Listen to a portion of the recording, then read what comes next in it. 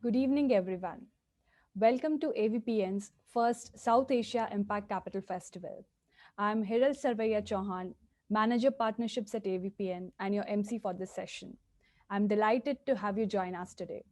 For those of you who do not know about AVPN, we are a pan Asian network of funders and resource providers with over 600 members across 32 markets. Our mission is to move more capital towards impact. We provide social investors like yourselves the opportunities to connect with stakeholders across markets, learn from one another, and find opportunities for action. Throughout this month, the South Asia Impact Capital Festival will spotlight best practices and solutions that AVPN members are delivering across India, Bangladesh, Nepal, and Sri Lanka. Where we had the last week focused on healthcare, the focus of this week is livelihoods. The following weeks will be focused on climate action and education. We are also sharing live updates on Twitter. So do not forget to share your experience with us by using the hashtag AVPN South Asia 2021 and hashtag social impact. A few housekeeping announcements before moving to the program. The session is recorded and you will be able to access the recording for 3 weeks after the festival. Our festival partners have set up virtual booths with useful guides and resources. Tab to chat with the relevant partner representatives. To continue chatting with your speakers and fellow delegates, please make full use of the messaging function in the platform. Feel free to type in your questions in the Q&A pod as we'll be holding a Q&A session towards the end. Now moving on to the session. The pandemic has brought to light the struggles faced by migrant workers as they navigate the dynamics of the places they belong to and the cities they work in. Traditionally, workers benefit from government programs and schemes only when they are a part of the city. There is a dire need to improve systems and processes to provide social protection for migrant workers and at the same time to ensure that those remaining in the villages are also looked after and supported. To take and delve further, we have an esteemed panel with us today to explore more perspectives, frameworks, models, approaches, and good practices in building resilience for vulnerable communities like the migrant workers. A warm welcome to all the speakers. Allow me to introduce you to our moderator, Madan. Madan is the member of the Governing Council of the COVID Action Collab. He is the co-founder and CEO of OneBridge, a rural last mile services platform, and the co-founder and trustee of Head Held High Foundation, a nonprofit that stands for human dignity. He is also the co-founder of Global Alliance for Mass Entrepreneurship, a network that aims to catalyze large-scale job creation through collaborative action. Over to you, Madan. Hi, thank you, Hiral, and good evening, everybody. Delighted to be here, and thanks to AVPN for giving us an opportunity to deep dive on a topic that we are all very passionate about. And I think the preparation for this deep dive has been as fascinating to us, to all the panelists here.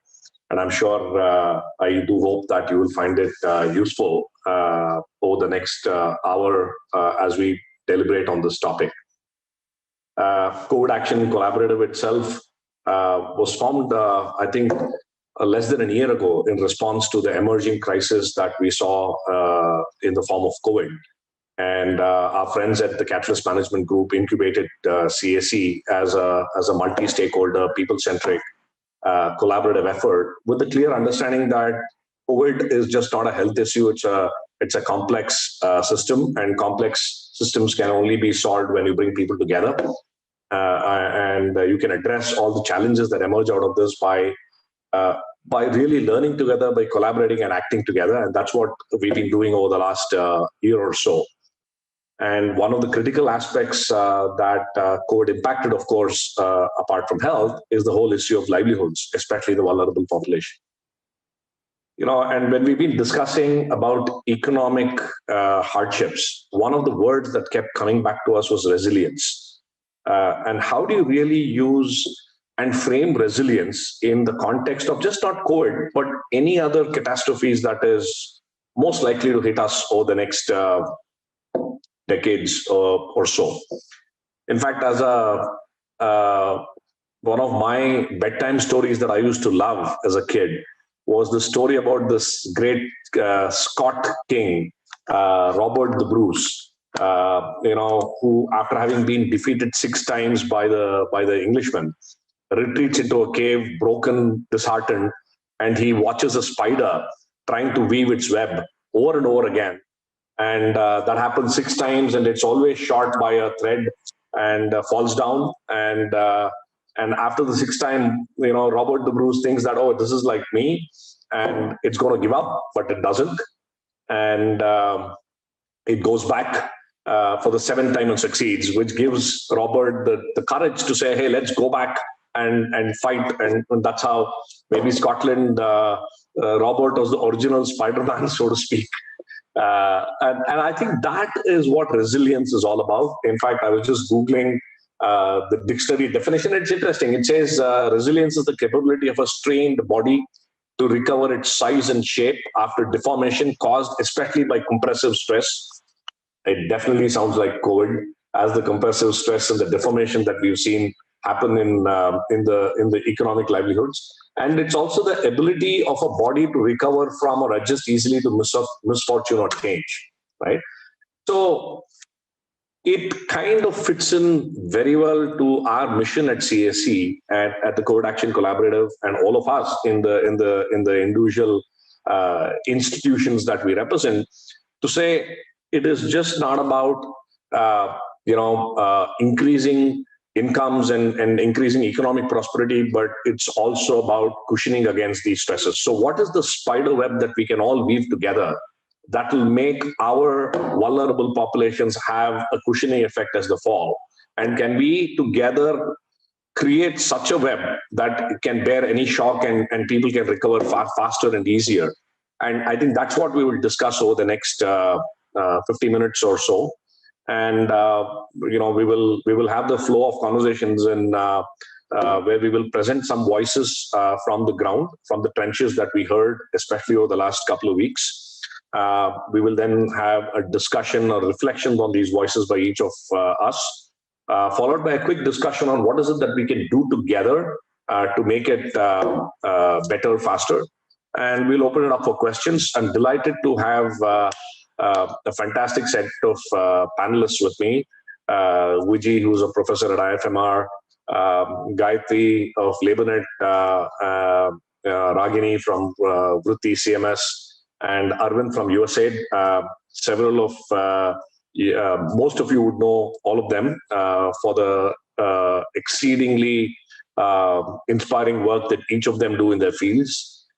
Without further ado, let me just let's jump straight in, and let me hand this over to Vijay to give us a view from the trenches. Thank you, Madan. Thanks for bringing the original Spider-Man story to us, and also emphasizing the urgent need to understand the complexity vulnerable populations are facing, right? Everybody needs a Spider-Man to help us. Let's listen to what the voices from the trenches, as you say, are telling us. Let me start by sharing their dreams for future. Next slide, please. Like every Indian household, the vulnerable households are also dreaming to build a home for themselves, to educate their children, to take care of their families, and to ensure marriage for self, their children, and sometimes even their grandchildren. And how do they want to achieve it? They are wanting to see an increase in their wages, to improve income from their businesses, as a migrant to send more money home, and definitely to be free of their debts. Next slide, please. But to achieve their dreams, how are they managing to allocate resources? Most of their wages are spent on consumption, providing for food, routine household expenditure for themselves and their family members, taking care of their illnesses, investing in health, entertainment and vehicles, and social obligations, including festivals and marriages of their cousins and family.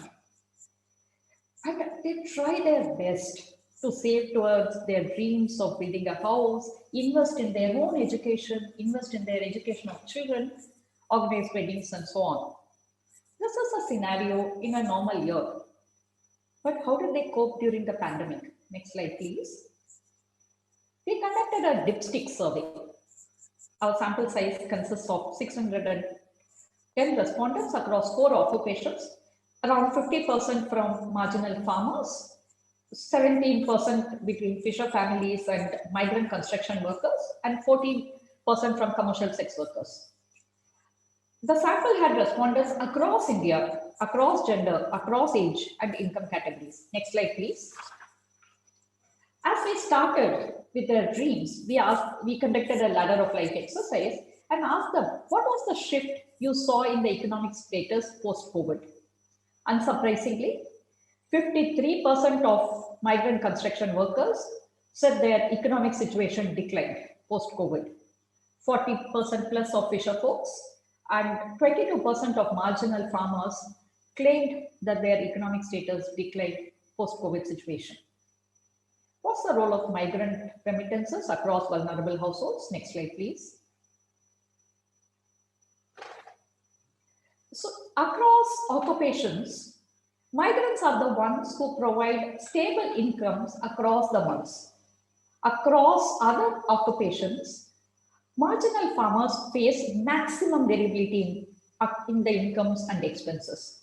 The migrant remittances really provided a shield to deal with variances of income among vulnerable households. And this graph very clearly says, even in a normal year, the gap in a BPL versus APL family. This red dotted line is the break-even point where the income meets expenses. If you see a BPL family, the income is less than expense 9 months in a year. And even when there is savings potential, it is too small for any meaningful savings, right? All those, the red lines really show how the expenses have been over income 9 months in a year. This is the state in a normal year. And how did they face the pandemic? What are the coping mechanisms? Can I have the next slide, please?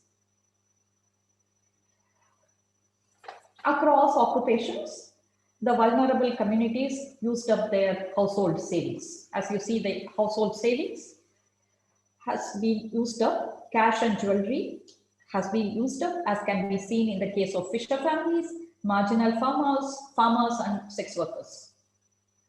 More than 30% have also resorted to reducing consumption. Many survived the pandemic thanks to the support from CSOs and government aid, but it also may be because of the selection bias, as the respondents were beneficiaries of well-managed CSOs. But the worst hit have been migrants. Their only way out was looking for alternate occupations which were there to come by. If you have to look at the APL and BPL families, the story is stark. 40% of BPL households resorted to reducing their consumption, reduce their expenses in consumption, and manage in other ways. 25% you see is by postponing their investments in education, in their health, house repairs, and marriages. So what would have been a normal year, postponement has happened, and reduction in consumption on health and food has happened. This is how the BPL families have been coping with this pandemic. Next slide, please. This gives a snapshot of what is happening. Even in a normal year, vulnerable households are juggling multiple requirements. The meager wages and had to be used to deal with food and consumption, health, education, marriage and family, and maintaining their social status. When illness hit them and their incomes reduced, reduction happened in food, in education, in postponing marriages, and overall social status. This slide really tells us pandemic has hit just not the health, but has a shock across dimensions of food consumption, of education, and the social status.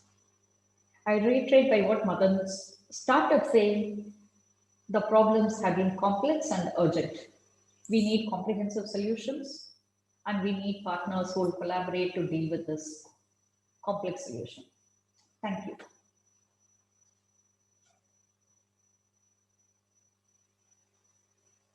Thank you, and can we move on, please? We are very happy to share, eminent panelists with us. We have Ragini, we have Gayatri, we have Madan and Adil. So what I provided was an overview. Now I request the experts to come and talk to us about to give us deeper insights of what's happening with these vulnerable communities. I'm happy to invite Gayatri from LaborNet to share her views of the challenges faced by migrant workers. Over to you, Gayatri. Thanks, Vijay. Thanks for the insightful study, and I'm happy to share some of the learnings that we've had over the last year, and I put it in context of how it was before and what does the future look like. So I'll restrict my comments to two sets of people. One is the migrant workers, and the other is a pilot that we had started and which is scaling up today with the CSC. Very well-known statistics. India has about 400 million 400 million workers. Of that, we know that about 30% of them are migrant, which means roughly we have 12 to 15% migrant workers.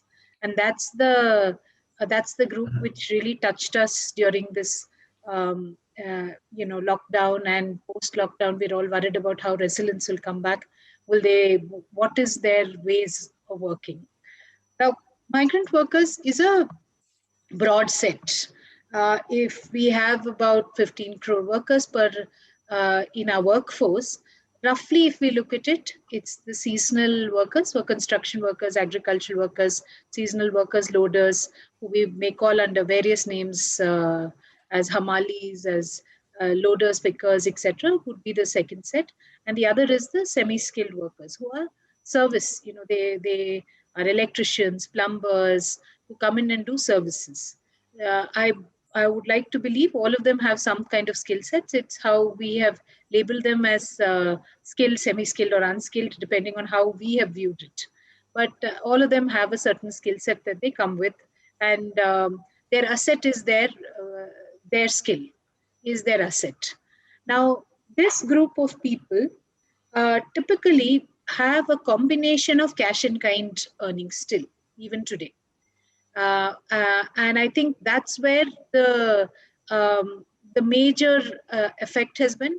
They suddenly lost all the in-kind earnings that they were supposed to have, because where they live, how do they go, all of these elements really got affected. The second is they earn on a per task or a per day basis. So which again makes it very complex. If even 1 or 2 days or 1 week of earning goes, then it really affects the group. Have they come back to work? I mean, that's the other question all of us are asking. As yet, mobility is still not 100%.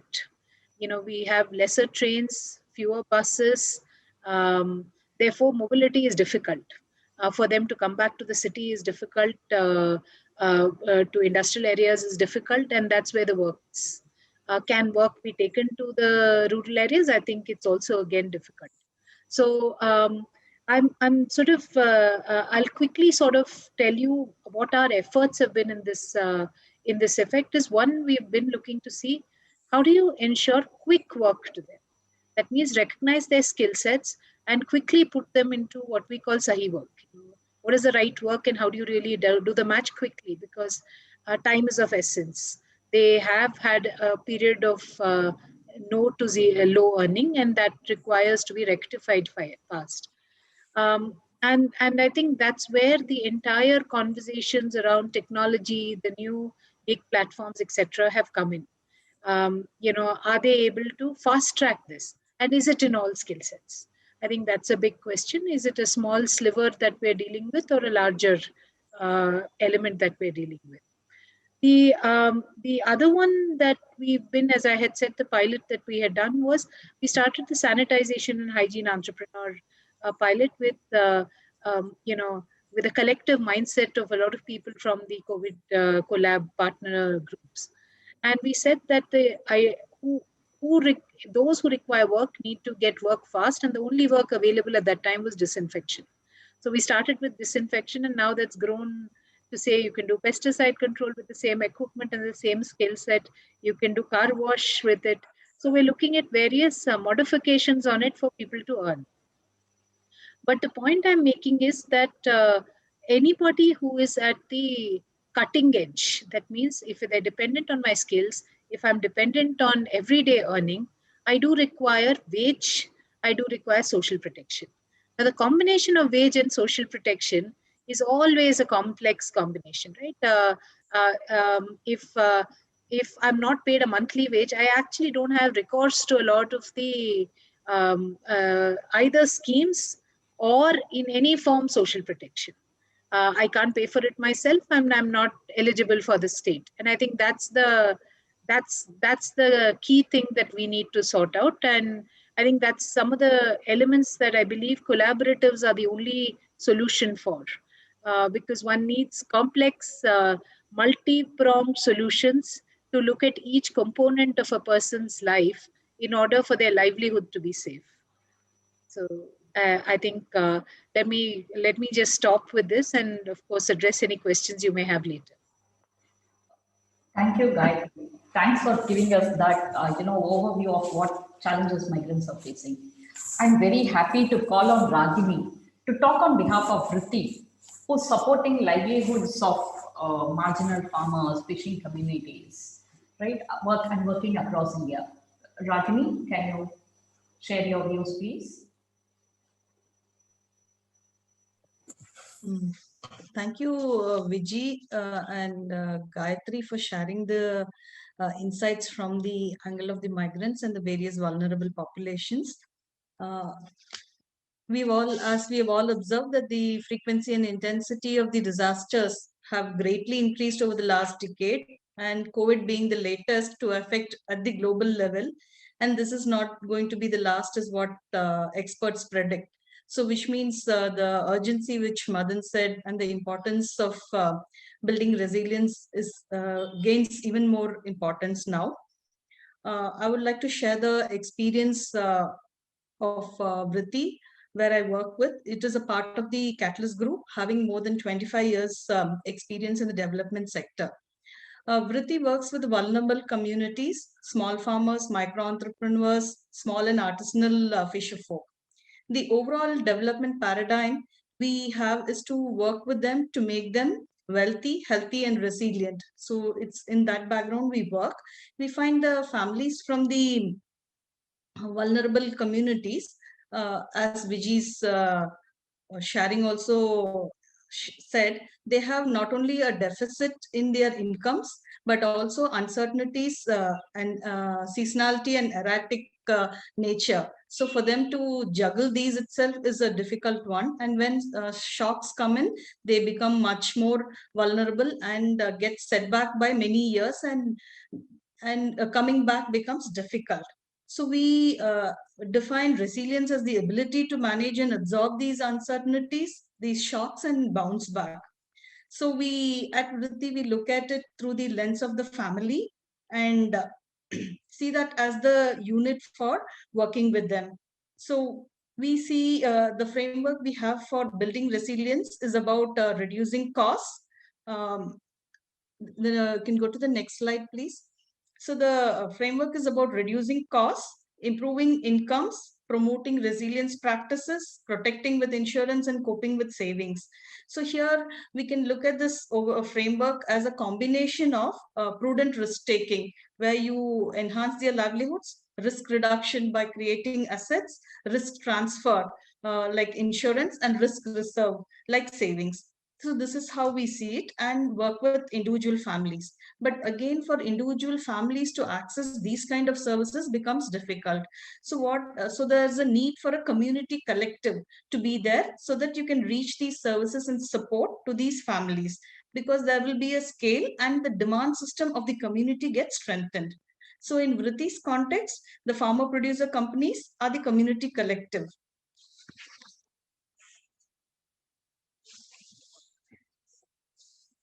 And these farmer producer companies are the foundation which will sustain the activities which we are working with them to improve their production, right? Improve their livelihood right from production till it reaches the consumer. So a kind of all services they need are done through the collective. So these collectives will build on the local knowledge and wisdom and the local leadership. And in the long run, it will ensure the continuity of these services, and they are equipped to meet their other development needs. So if you want a huge bundle of services, because you need right from the seed till the marketing, various services you need. And these services have to come from various systems, the public, the private, the government, and others. So for this, the most important thing is collaboration. So collaboration becomes very important at multiple levels within the producer company and with other players. So collaboration becomes very important. And also this collaboration has to happen on a regular basis, and over time it has to get institutionalized, so that even without others, outsiders, it should continue, because resilience, building resilience is not a one-time affair, and it has to be a continuous and ongoing one. Again, these farmer producer, we have the farmers, we have the collectives, and for them to thrive in isolation is difficult. So we need to have a strong ecosystem or a platform which can nurture these farmer producer companies, help them to thrive, scale up the benefits to their members and the reach and their outreach. So this will increase their bargaining and negotiation power in their, and make them more relevant to their local ecosystem. So for this purpose, what at Vritti we have done is, we have set up something called the Business Acceleration Unit, which will support the farmer producer companies, say at a district or at a block level. So it takes care of the implementation arrangements, the collaboration, the facilitation between the farmers, the company, and the various service providers. And it also works on helping to change the mindset of the farmer to see the farming as an enterprise, and develop the producer companies to become market and tech savvy, and they run it as a business to benefit their members.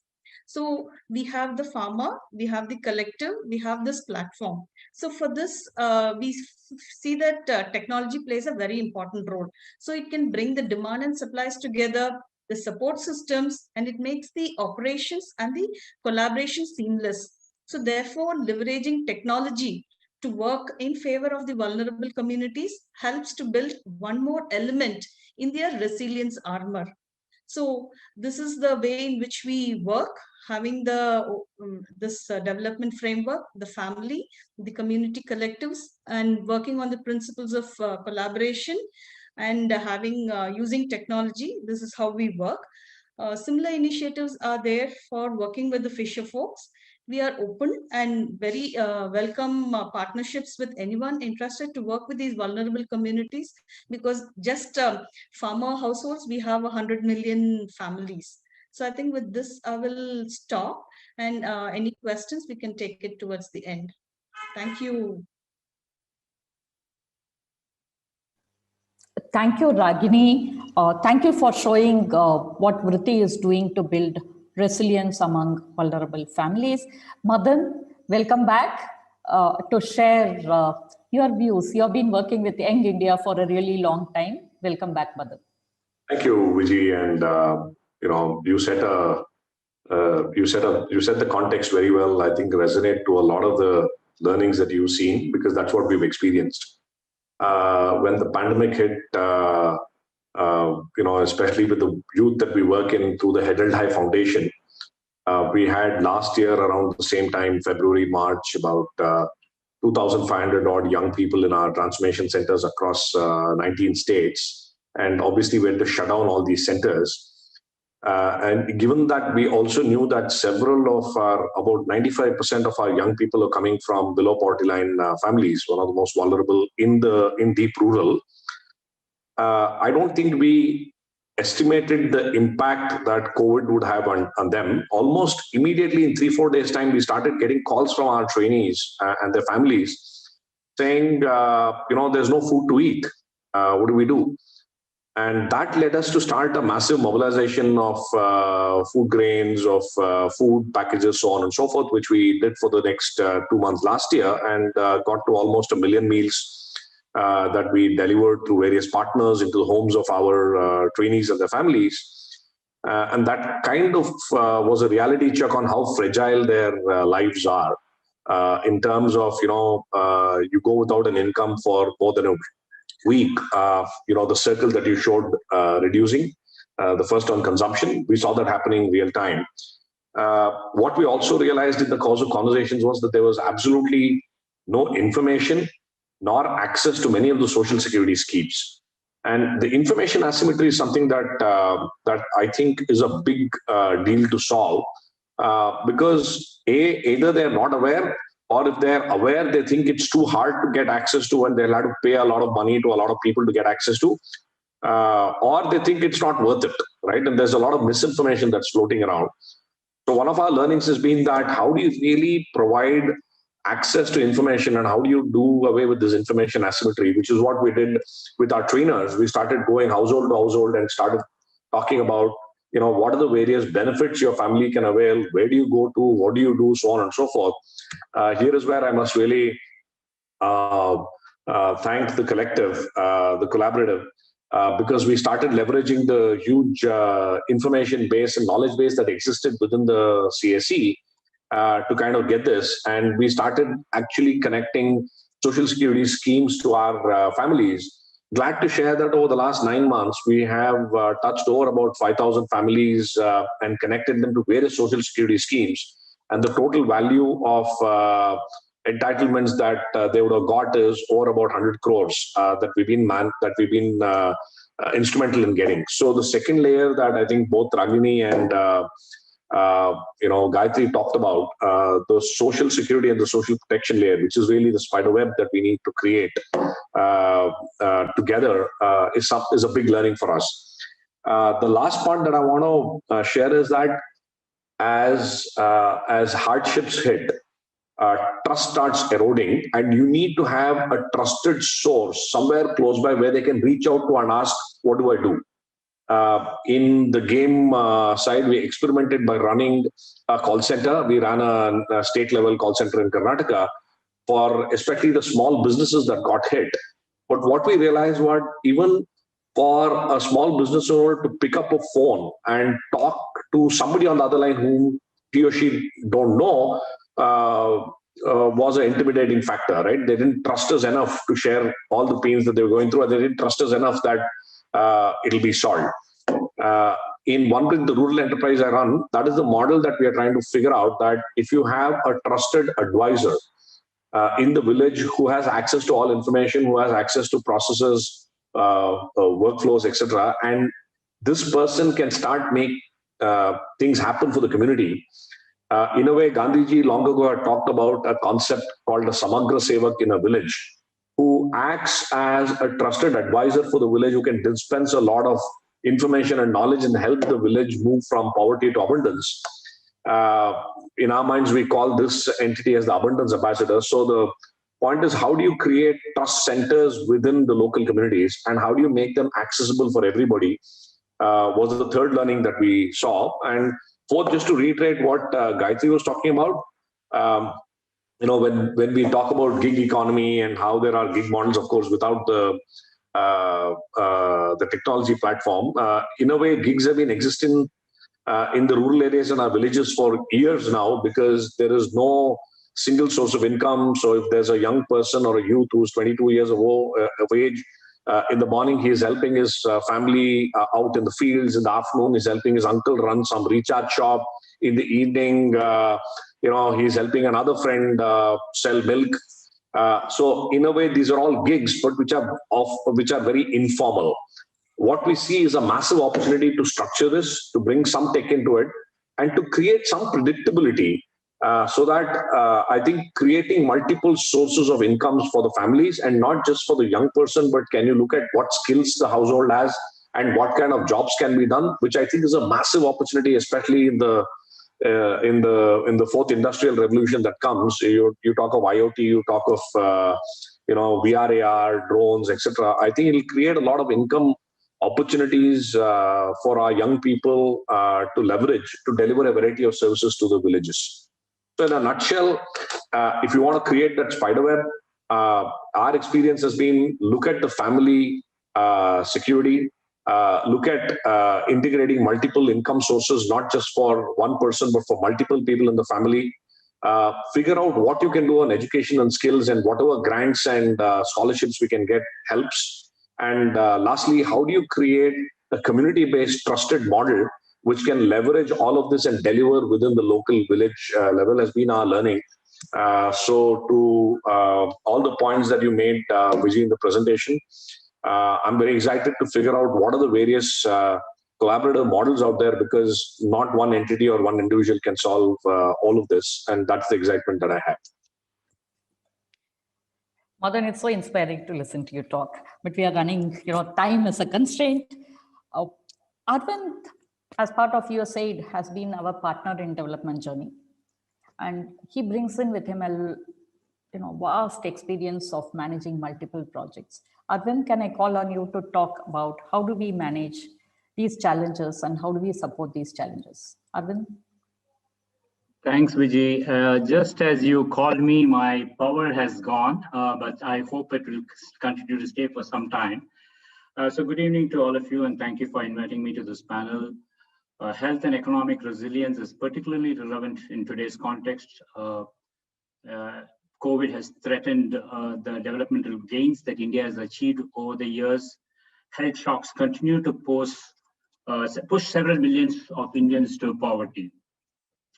Vulnerable populations such as sex workers, construction workers, domestic workers, women with disabilities and migrants still face immense hardships. Not only do they face economic challenges, but many of them are illiterate, have limited access to technology, and lack the capabilities and capacities and skills to negotiate for their rights and access social protection schemes.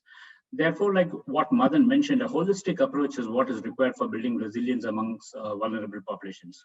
India has fairly done well, witnessed several promising efforts to promote resilience, particularly among vulnerable populations. And both at the national and state level, there are several social protection schemes to address both economic, social, as well as health shocks felt by vulnerable populations. Just to let you know, USAID has been partnering with the Government of India for nearly 6 decades on a range of development programs, including education, health, food security, and clean energy. Most of our programs are targeted towards economically weak and vulnerable populations. USAID believes the resilience in individuals, communities, institutions, systems can lead to improved health and well-being outcomes. As a development agency, we work with multiple stakeholders, including corporates, civil society organizations, community-based organizations, research and academic organizations, to strengthen evidence, introduce proven global solutions, demonstrate innovations, and work with the government to pilot interventions and support the scale of them. I just would like to highlight a few of our efforts that have focused on strengthening resilience of our almost even 20, 25 years back. We started some of the resilience efforts for vulnerable populations like sex workers, men having sex with men, and transgenders. They face significant social, economic, and health challenges.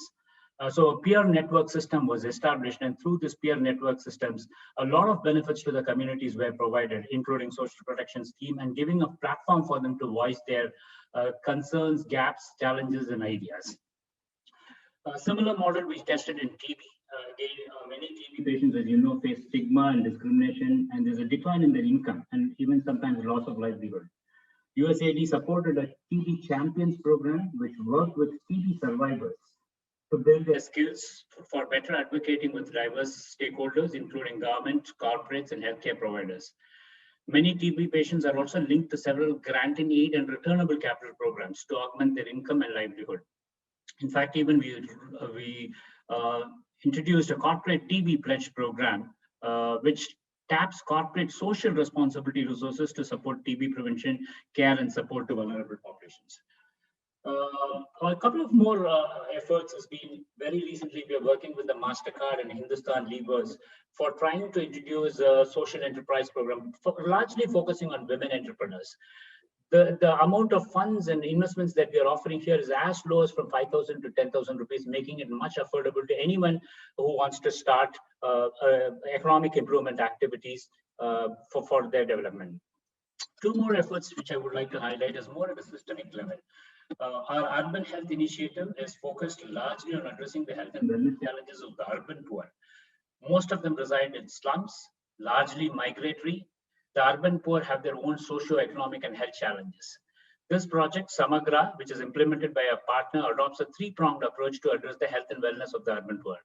The first approach is we work very closely with the government. We provide technical assistance to local governments to influence policies, to make sure that the schemes are offered to the urban poor populations. There's a great emphasis in supporting and scaling up proven solutions, particularly tech-enabled solutions. And there is a strategy for also including grant challenges to test innovative approaches focused on addressing health challenges of the urban poor. One last effort that I would like to highlight and end with this is that we have recently partnered with several foundations, commercial banks, and impact investors to develop innovative financing solutions to address the health and wellness issues of India's vulnerable population. This is in collaboration with the National Health Authority of India. We have established the first blended financing facility in health programs. And this largely supports a lot of innovations focused on improving health and welcome outcomes for vulnerable populations. Though this is targeted more towards the mid and small size enterprises, corporates to improve their business arrangements, this model can be easily also introduced for vulnerable populations and women entrepreneurs and small retailers. So based on our experience, I would suggest that there are 4 or 5 key points that we would propose would require to be taken into consideration as resilience programs are being developed. Number 1, people at the center. Need for designing programs that are respectful, ensuring privacy, and adopt a no harm theory for the beneficiaries. Evidence is the key for influencing policies and investments. A clear understanding of the problems, gaps, and challenges can really help in making those specific decisions. Third, obviously, while there are several opportunities and programs happening, scale needs to be kept into mind. There could be wonderful programs which are kept at a very small level. I'm not discounting the importance of that, but definitely as we plan for resilience for vulnerable populations, we need to think about scale at all levels, both at the state and the national level. Finally, blended models for empowerment is something which has a huge potential. As all of you know the old saying that giving a man a fish, you feed him every day, but teaching him to fish, you make him to have his food almost on his own. So today there are several opportunities that are available both in public and private sector. Grant is not the only opportunity. Social protection schemes are not the only opportunity. All of them as a comprehensive program makes it much more beneficial for the vulnerable populations. I'll stop here and happy to answer any questions in this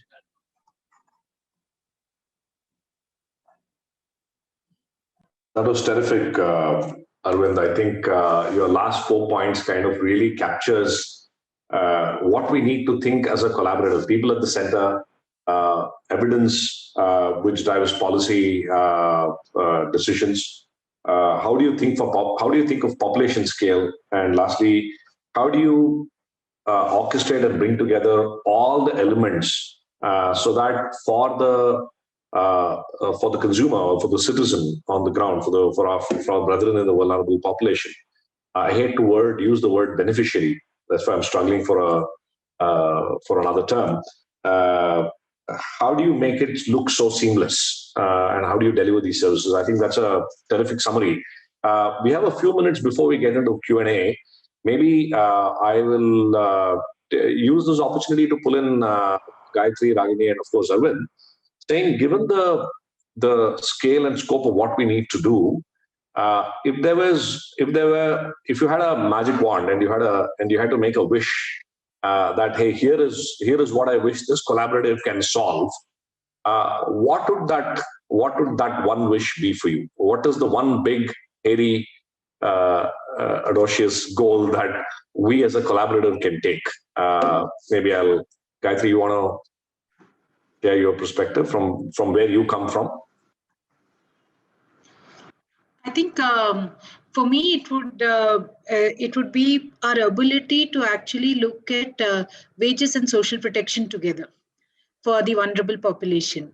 I think that would be one thing that I would consider as important. And given that the collaborative has over 300 partners and our ability to reach large numbers is available, that different financial instruments, borrowing from what Arvind said, I think the design of different financial instruments, the application of different financial instruments to ensure that every worker is able to, take home at least 10 to 15,000 rupees by 2025 is what I would consider as very important.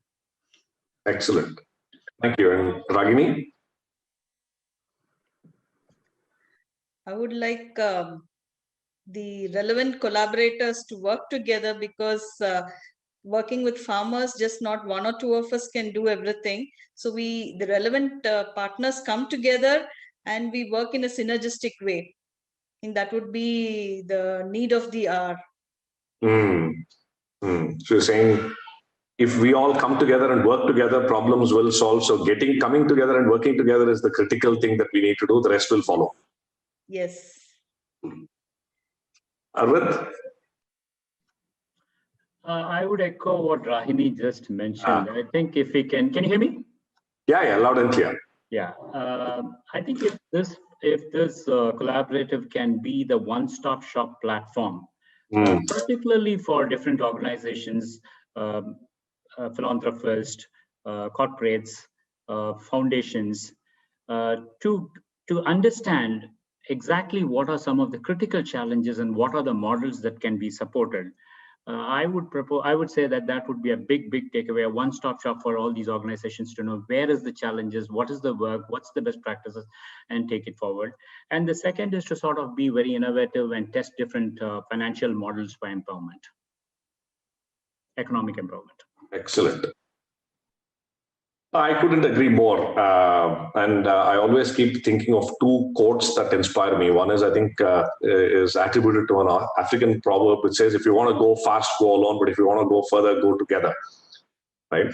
And I think what we need to do is resilience is not of course, there's a need and an urgency to it, but we have to really embed this within the DNA. And the only way to do it is to do together.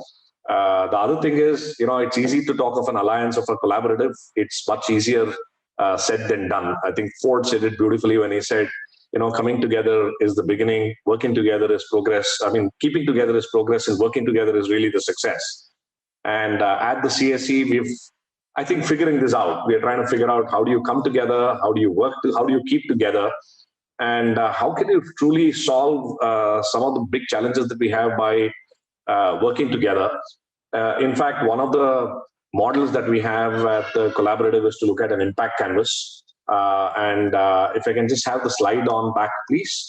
You are, as you and the audience, you are seeing that slide, the last slide, that we are really talking of, one slide up, please.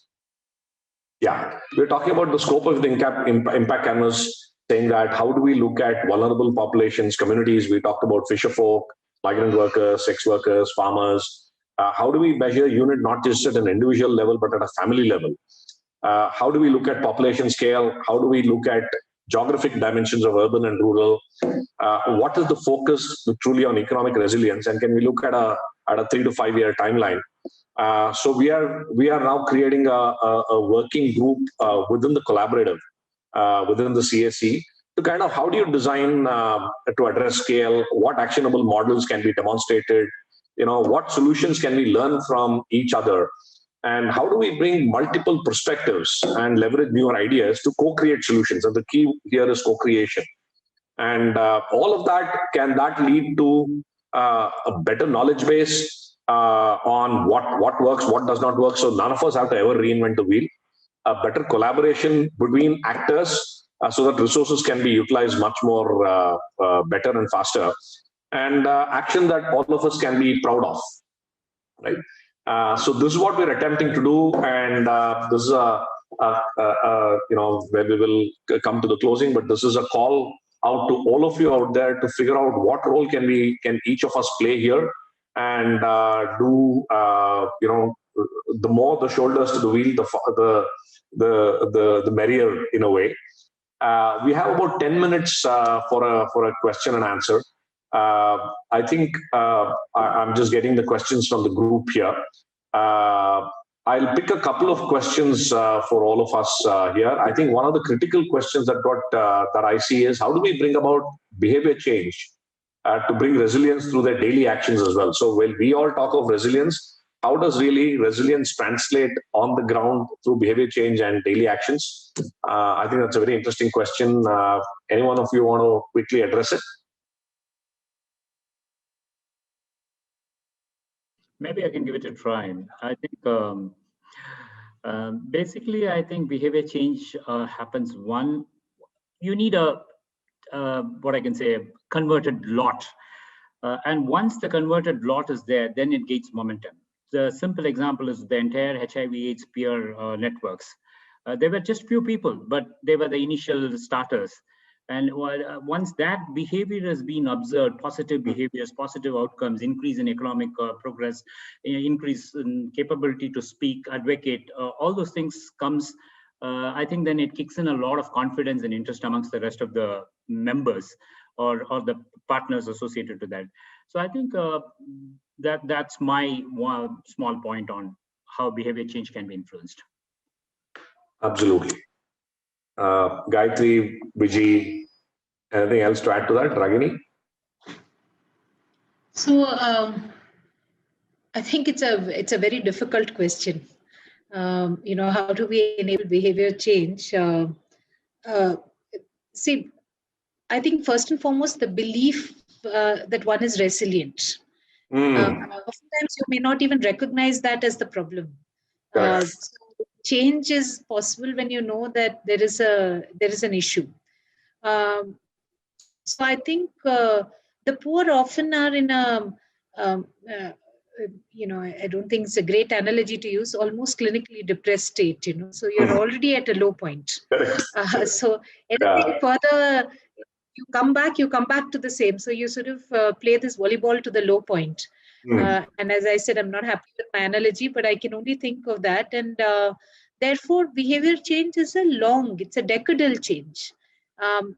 So it's not a quick wand, replacing, sort of fashionable words doesn't really result in change.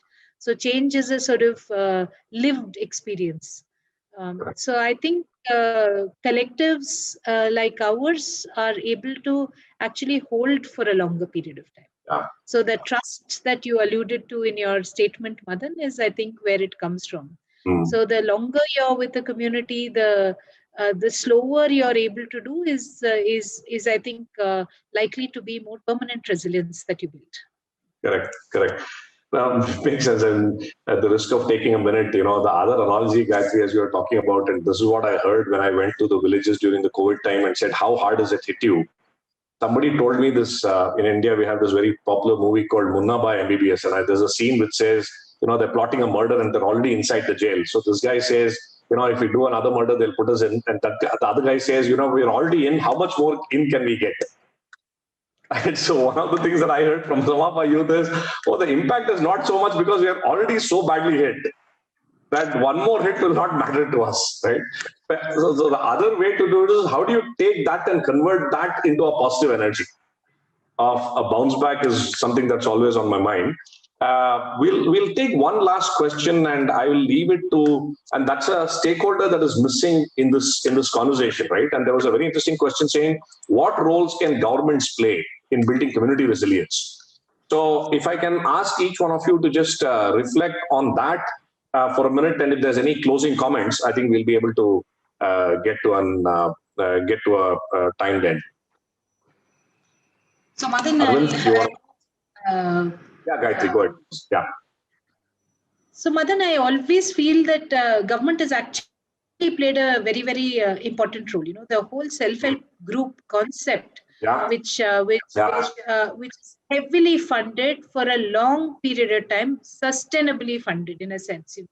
It's one program which is seen. If I look at my sort of 3-decade career, I've seen it throughout, and often don't give it its due.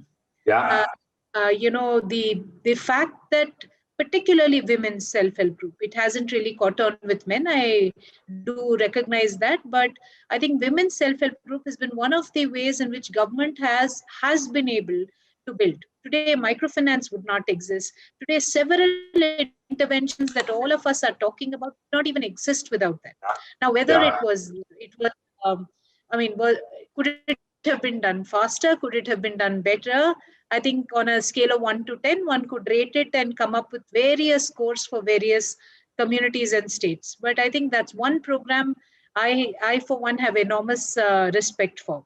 The government, therefore, I think the role of the government is to look at long-term solutions and look to see what are the layering which will come from each one of us. All of us in a collective can actually layer on that base which is created. Now, to create that base, the government may require us. And that's often not thought of as PPP, but it has become a outsourced element, right? Our government has outsourced development to teachers, to community workers, etc. But it's a huge cadre. So I think that when we think of it as infrastructure, we respect an L&T because it's a PPP for a toll plaza, for a road. But where is the PPP between government and us is, I think, something that we need to work on, where we become equal partners. See, when we become contracted elements, then we lose our relevance there. So government's problem, it's finance. It is deeply problematic. It has to, satisfy a number of stakeholders.